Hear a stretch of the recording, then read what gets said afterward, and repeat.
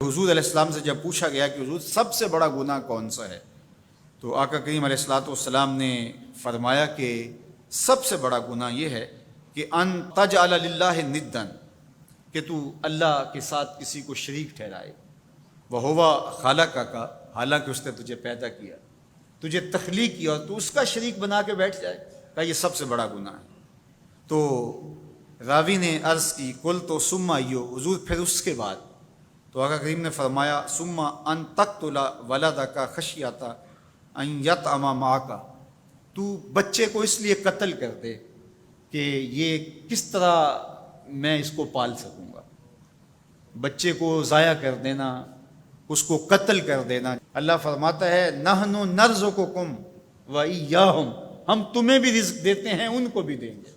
تیسری بات حضور نے فرمایا ان تزانی بحلیلۃ جارک، آپ ہمسائے کی بیوی کے ساتھ بدکاری کریں، تو یہ بڑے گناہوں میں سے۔ ہمسایہ ماں جائے کی طرح ہوتا ہے، اس کی دیوار سانجھی ہوتی ہے، اس کی عزت سانجھی ہوتی ہے، اور اگر کوئی شخص طاق میں رہے اور ہمسایوں کے گھر گھس کے ان کی آبرو ریزی کر دے، تو یہ تین بڑے گناہ جو ہیں ان میں سے ایک بڑا گناہ اللہ کے محبوب علیہ السلام نے ارشاد فرمایا۔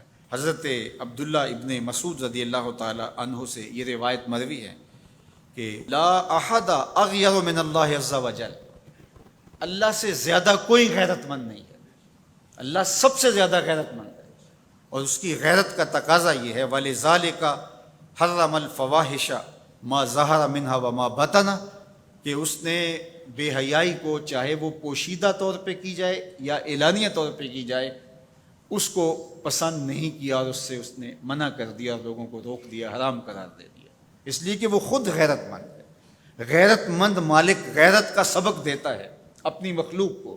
اللہ تعالیٰ قرآن مجید میں ارشاد فرمایا وَلَا تَقْرَبُوا الْفَوَاحِشَ مَا ظَهَرَ مِنْهَا وَمَا بَطَنَ، فحش کام کے قریب نہ جانا، وہ اعلانیہ طور پہ کرو یا وہ مخفی طور پہ کرو۔ تو مفسرین نے لکھا کہ جو بدکاری ہے وہ مخفی فحش ہے، اور شراب نوشی یہ اعلانیہ فحش ہے۔ شراب نوش جو ہے وہ چھپ نہیں سکتا، بدکار بعض اوقات ایک مدت کے لیے چھپ جاتا ہے، لیکن یہ بات ذہن میں رکھیے کہ جو بدکار ہے وہ دنیا کے اوپر رسوا ضرور ہوتا ہے، اس کے چہرے کا نور چھین لیا جاتا ہے، اور اس کے اوپر مصیبتیں مسلط کر دی جاتی ہیں، اور اللہ کے قہر و غضب کا شکار ہوتا ہے، اس کی دعائیں قبول نہیں ہوتی، نیک لوگوں کی دعاؤں سے اس کا حصہ نکال لیا جاتا ہے، لیکن بہرحال ایک مدت کے لیے چھپ جاتا ہے۔ لیکن شرابی اپنے جرم کو نہیں چھپا پاتا، تو کہا کہ جو مخفی جرم ہے وہ بدکاری ہے، اور جو ارشاد فرمایا قرآن نے کہ جو ظاہر جرم ہے اس سے مراد جو ہے وہ الخمر ہے، شراب ہے، اور ہر نشہ دینے والی چیز سے حرام کی حرمت آئی۔ کل مسکر خمر وکل خمر حرام، فرمایا ہر نشہ آور چیز شراب ہے، اور ہر شراب حرام قرار دے دی گئی ہے۔ اب یہاں بھی لوگ دلیلیں لے کے بیٹھ جاتے ہیں، میاں وہ بھی ایک مشروب ہے، اس سے کیا فرق پڑتا ہے؟ میاں جب رب نے کہہ دیا تو بات ختم ہو گئی۔ ایک یہودی کے پاس ایک مسلمان مہمان ٹھہرا، تو اس نے انگور پیش کیے، تو اس نے بڑے شوق سے لیے، تو تھوڑی دیر کے بعد وہ شراب لے آیا۔ اس نے کہا استغفر اللہ، میں مسلمان ہوں، میں شراب نہیں لیتا۔ تو اس نے ہنس کے کہا یہ جو انگور آپ نے کھائے ہیں شراب اسی سے کشید ہوتی ہے۔ تو اس مسلمان نے کہا کہ آپ کی اہلیہ کدھر ہے؟ تو اپنی اہلیہ کو بلا لایا، تو کہا آپ کی کوئی اولاد بھی ہے؟ کہا ہاں میری بیٹی ہے، اس کو بھی بلا لاؤ۔ تو اس کو بھی بلا لایا۔ جب دونوں آ کھڑی ہوئی تو کہا کہ یہ حلال ہے تیرے لیے، اور یہ بیٹی اسی کی ہے، اور یہ حلال نہیں ہے۔